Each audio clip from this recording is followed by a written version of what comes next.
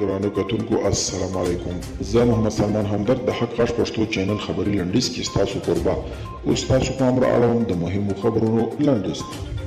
اسپانیا خپل ټول پوځیان له افغانستان څخه وباسي. آل پایس ورځپاڼې د اسپانیا د دفاع وزارت په حواله ویلي چې دغه هیواد په افغانستان کې د روانې شل کلنې جګړې له پیله تر اوسه 3 میلیارډ او 500 میلیونه یورو مالي لګښت کړي او سل سرتیري یې په دغه جګړه کې له لاسه ورکړي دي.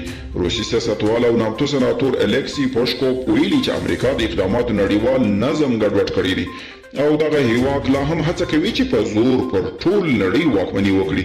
نوموړي زیاته کړې چې امریکا باید د اعتراف پر ځای بښنه وغواړي او نور له داسې اقداماتو لاس پر سر شي چې د نړۍ نظم ته ګواښ پېښوي.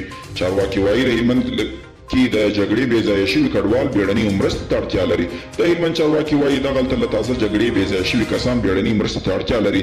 د هلمند د کډوالو مشر سید محمد رامین رسنیو ته ویلي دوی تر اوسه یوازې له خپلو ولایتي سرچینو له بې ځایه شویو سره مرسته کړې چې بسنه نه کوي.